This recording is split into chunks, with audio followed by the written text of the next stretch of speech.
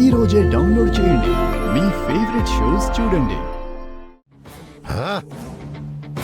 అసలు మా నాన్నని చంపిన వీడియో ఆ డ్రైవర్ నారాయణ గారి ఫోన్లో ఉండటం ఏంటి? అది ఆ త్రిపురకు దొరకటం ఏంటి? అమ్మో, కొద్దిగా ఉంటే మన ప్రాణాలు గాల్లో కలిసిపోయాయిరా. ఒరేయ్, ఆ వీడియో గోల లేదని చెప్పావు కదా, ఏంట్రా ఇదంతా మళ్ళీ? అత్తయ్య, మీరేం టెన్షన్ పడకండి. మావయ్య గారు, నేను చెప్పేది కాస్త వినండి.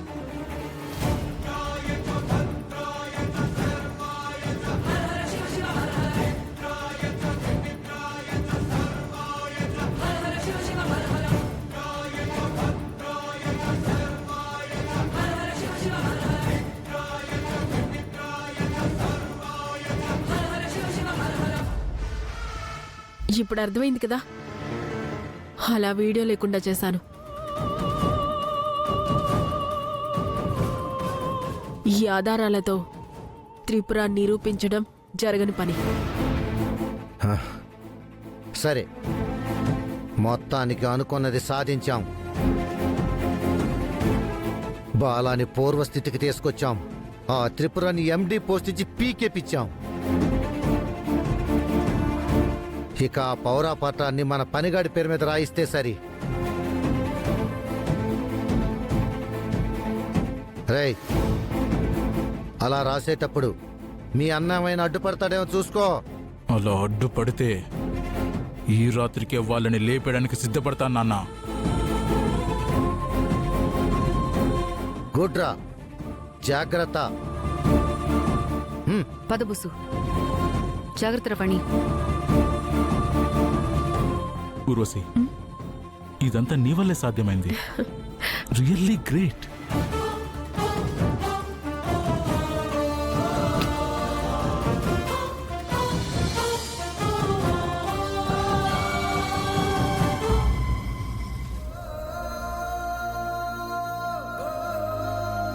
గాయత్రి, ఏంటిది చిన్నపిల్లలాగా? నువ్విప్పుడు ఒక బిడ్డకి తల్లివి కాబోతున్నావు. ఈ టైంలో నువ్వు ఇలా బాధపడితే మన బిడ్డ ఆరోగ్యంగా ఉంటుందా చెప్పు? నన్నేం చేయమంటావు అనంత్? అక్క పరిస్థితి చూస్తుంటే నాకేడు పాగట్లేదు. అక్కకి వరుసగా జరుగుతున్న ఈ పరిణామాలు చూస్తే ఎవరో కావాలని కుట్ర చేస్తున్నారనిపిస్తోంది. కుట్రేంటి గాయత్రి? కుట్ర కాకపోతే ఏంటి అనంత్? ఆఫీస్లో తెలియకుండా ఒక సంతకం ఫోర్జరీ అయి ఆ నింద అక్క మీద పడి ఎండి పదవి పోవడమేంటి? దాని వెనుక కుట్ర లేదంటావా? అప్పటి వరకు షాక్ ట్రీట్మెంట్ వల్ల బావగారు మామూలు వ్యక్తిలా మారుతుంటే సడన్ గా మళ్ళీ ఒకప్పటి బావగారిలా అయిపోవడమేంటి? ఇంకో విషయం, ఇప్పుడు మీ తాతయ్య గారి చావుకి కారణం ఎవరో తెలుసుకుందామని మా అక్క ఎప్పటికప్పుడు ప్రయత్నం చేస్తూనే ఉంది. అది మీకు కూడా తెలుసు.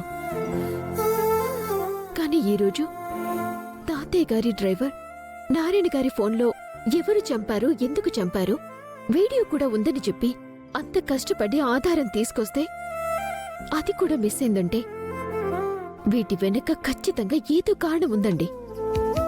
ఆలోచిస్తుంటే నాకు కూడా అదే అనిపిస్తుంది.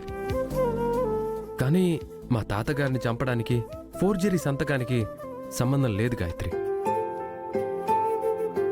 అన్నయ్య అలా మారటానికి కూడా సంబంధం లేదు. ఒకవేళ అన్నిసార్లు షాక్ ట్రీట్మెంట్ చేయడం వల్లే అన్నయ్యకి ఇలా జరిగిందేమో. అలా ఎందుకు ఆలోచించకూడదు? నేను నిన్ను కాదన్ను, కానీ రెండు వైపులా ఆలోచించాలి గాయత్రి. మా అక్క దగ్గర సరైన ఆధారం లేదు, అలాగే నా దగ్గర కూడా ఫనీ విషయంలో సరైన ఆధారం లేక నేను మీతో మాట్లాడలేకపోతున్నాను. అది దొరికిన రోజున ఫనీ విషయంలో మా అక్క ఊరుకున్నా నేను ఊరుకోను. ఏమండి, నాకు అక్క గురించి చాలా బాధగా ఉంది. అసలే బావగారితో తన జీవితం ఎలా ఉంటుందా అన్న ఒక ఆందోళన. మళ్ళీ వరుసగా ఇలా జరుగుతున్నవన్నీ చూస్తుంటే బావగారికి ఏదైనా ఆపద తలపెడతారేమో. అక్క జీవితం ఏమవుతుందో అని నాకు చాలా భయంగా ఉందండి. గాయత్రి, నువ్వు ఇవన్నీ మనసులో పెట్టుకుని ఆందోళన పడకు. వదిన అన్ని హ్యాండిల్ చేసుకోగలుగుతుంది. అన్నయ్య వదినకి సపోర్ట్గా మనం ఉన్నాం కదా. వీటన్నింటి వెనక ఆ ఫనీ ఉన్నాడని తెలిస్తే మాత్రం ఆ ఊర్వశి ఫణిని వదిలిపెట్టను.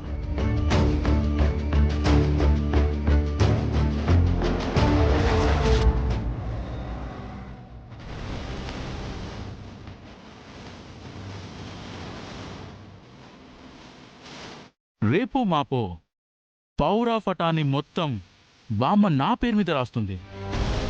ఈ ఆస్తి మొత్తం పూర్తి అధికారం అనుభవించే హక్కుదారుణ్ణి నేనే అవుతాను. ఆస్తి మొత్తం నా పేరు మీద రాయించుకొని మహారాజులా ఏలుతాను.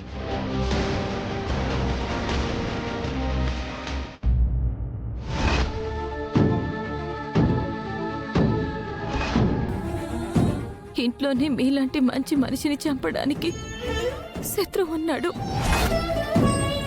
ఆ నరరూప రాక్షసుడి నుంచి